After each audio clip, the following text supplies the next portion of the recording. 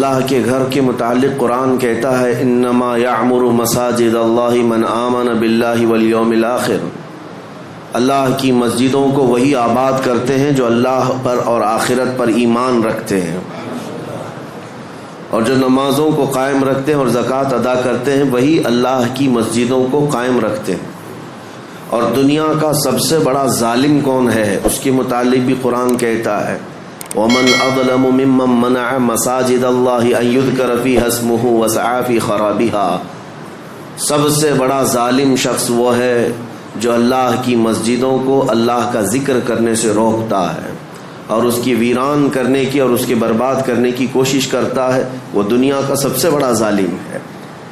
قرآن عظیم میں ظالم کا ذکر بھی آیا کہ مسجدوں کو ویران کرنے والا ظالم اور مسجدوں کو آباد کرنے والا مومن، اور الحمدللہ آج یہاں مومنین کی جماعت موجود ہے جو اللہ کے گھر کو آباد کرنے کے لیے حاضر آئے ہیں۔ میرے عزیزو، اس مقدس چمکتی عمارت کی خدمت بعض لوگ یہ سمجھتے ہیں کہ یہ صرف پیسوں کے ذریعے سے یا سیٹھوں کے ذریعے سے ہو سکتا ہے، ایسا بالکل نہیں۔ جب رب تبارک و تعالی منظور کرے، وہ ایک ٹھیلا کھینچنے والا مزدور بھی مکمل مسجد کی تعمیر کر سکتا ہے،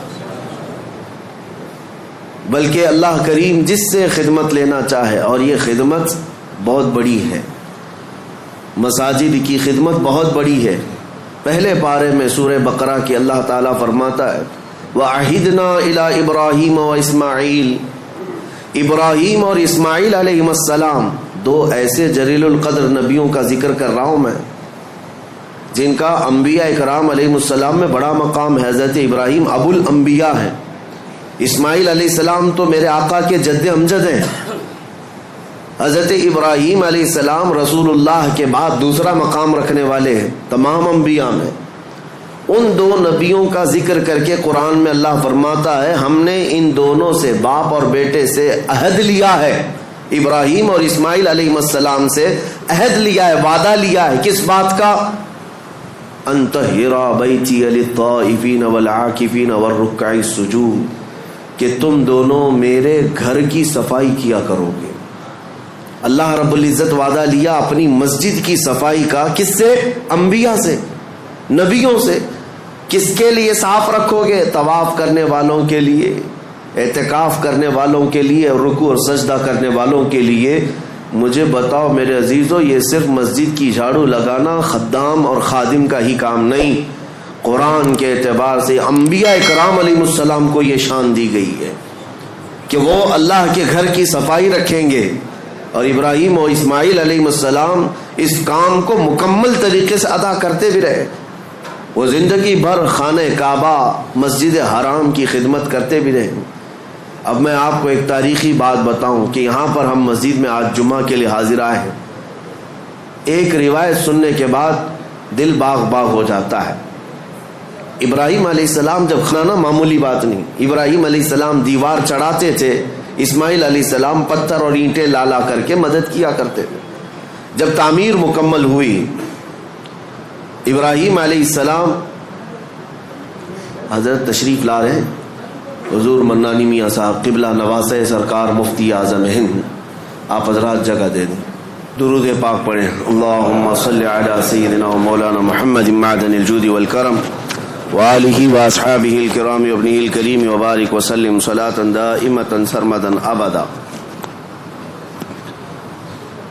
اللہ کا فضل و احسان ہے، ہماری اس مسجد پاک میں رضوی دولہا تشریف فرما ہے،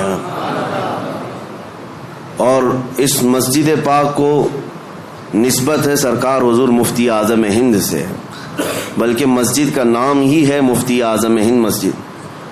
اور آج اس کی افتتاحی تقریب میں مجھے لگتا ہے سرکار مفتی اعظم ہند کی روحانیت شامل ہے، جس کی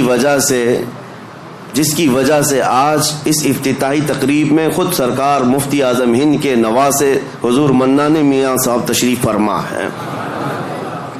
شیر رضا اور اعلیٰ حضرت کے نسب میں اور اعلیٰ حضرت کے نسل پاک میں چمکتا ہوا ایک چراغ ہمارے درمیان موجود ہے۔ اللہ کریم ان بزرگوں کا سایہ ہم پر دراز فرمائے۔ جمعہ کا وقت چونکہ بہت کم ہوتا ہے، نماز کا بھی ہے، اور ہمیں یہاں کے فاتحہ اور دعا میں بھی شرکت کرنی ہے، میں مختصر سی باتیں عرض کر کے سمیٹتا ہوں اپنی بات کو۔ اللہ تعالیٰ نے ابراہیم علیہ السلام اور اسماعیل علیہ السلام دونوں کو تعمیر کا حکم دیا، اور تعمیر ہوئی خانہ کعبہ کی۔ جب عمارت مکمل ہوئی تو جب کبھی کوئی گھر بنتا ہے تو کچھ اینٹ پتھر ٹکڑے بچ جاتے ہیں۔ گھر کی عمارت کے بعد جو سامان بچتا ہے آپ اس کو لے جا کر کے کہیں پھینک دیتے ہوں گے، ٹھنڈا کر دیتے۔ خانہ کعبہ کی تعمیر کے بعد جو مٹی، اینٹ، پتھر، گارے جو جس سے بھی بنا تھا وہ بچا تھا، تو ابراہیم علیہ السلام نے اس کے متعلق پوچھا رب ذوالجلال سے، مولا یہ جو تعمیر سے بچ گیا ہے اس کا کیا کیا جائے؟ اللہ کریم کا حکم ہوا، اے ابراہیم وہ جتنی مٹی بچی ہے یا گارا یا جو کچھ بھی بچا ہے اس کو اٹھاؤ، جمع کرو اور ہوا میں پھینک دو۔ خانہ کعبہ کی بنائی ہوئی اور بچی ہوئی مٹی، ابراہیم علیہ السلام اپنے ہاتھوں سے وہ ساری مٹی اور جو بچا ہوا سامان تھا جمع کیا اور ہوا میں اسے اٹھا کر پھینک دیا، وہ ہوا میں غائب ہو گئی، کہیں لے جا کر کے پھینکا نہیں۔ اور تفسیر میں فرمایا گیا جب ابراہیم علیہ السلام نے وہ ساری مٹی اٹھا کر کے پھینکی تو اس مٹی کے ذرے ذرے کو اللہ تعالیٰ نے پوری دنیا میں پھیلایا۔ اس مٹی کا ذرہ زمین پر جہاں پڑا وہاں اللہ کی ایک مسجد تعمیر ہوئی۔ قیامت تک جہاں وہ ذرہ پڑا ہوگا یا تو مسجد تعمیر ہوگی یا ہو چکی ہوگی۔ میں اسی لیے کہا کہ اس روایت کو پڑھنے کے بعد یہ فخر ہوتا ہے کہ جس جگہ ہم سجدے کے لیے مسجد میں حاضر آئے ہیں یہاں کا ذرہ بھی خانہ کعبہ کی مٹی سے ضرور ملا ہوگا۔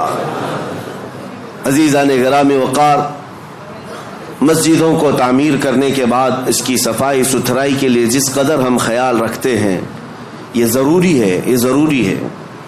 لیکن کل رات ہم نے ذکر کی مجلس میں ایک بات آپ کے سامنے رکھی تھی، سب سے بڑی ذمہ داری ایک مسلمان کی یہ ہے کہ مسجد بنانے کے بعد جیسے اس کو تعمیر کرنے میں دلچسپی دکھاتے ہیں، جیسے کہ کسی شاعر نے کہا تھا کہ حضور پاک صلی اللہ تعالی علیہ وسلم کی اس امت کا اب حال یہ ہے کہ مسجد تو بنا لی شب بھر میں ایمان کی حرارت والوں نے، من اپنا پرانا پاپی تھا بچپن سے نمازی بن نہ سکے۔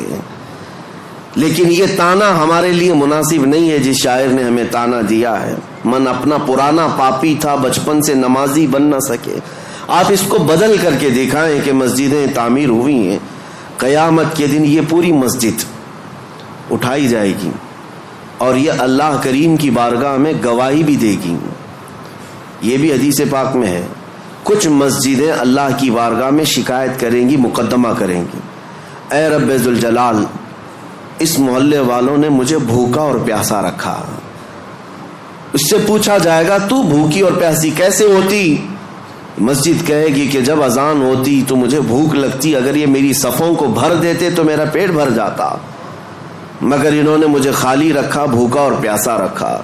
مسجد اگر کسی کے خلاف مقدمہ کرے قیامت کے دن تو میرے عزیزوں پورا محلہ اس میں شامل ہو جائے گا۔ اس لیے آپ نے مسئلہ سنا ہے کبھی، ہر رمضان المبارکہ میں کوئی نہ کوئی ایک مسجد میں اعتکاف ضرور کرے، کیونکہ یہ مسجد کا حق ہے۔ اگر ایک بھی اعتکاف میں نہیں بیٹھا تو پورے محلے والے گنہگار ہیں، سب کے اوپر گناہ ہوگا، اور اگر ایک بیٹھ گیا تو سب کے اوپر سے ذمہ داری ختم ہو جائے گی۔ کیوں؟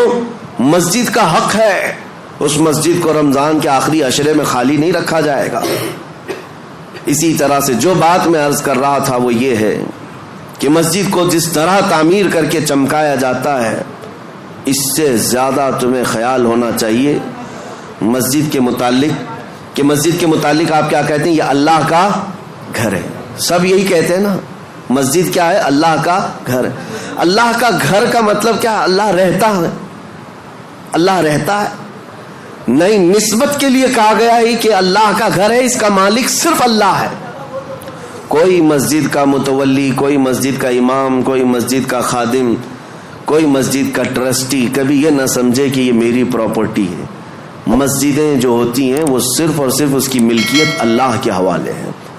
کبھی آپ نے سوچا کہ یہ مسجدیں جو شہید ہوئی ہماری، گورنمنٹ تو آفر دیتی ہے کہ اس جگہ چھوڑو دوسری جگہ بنا لو، ہم کیوں نہیں مانتے؟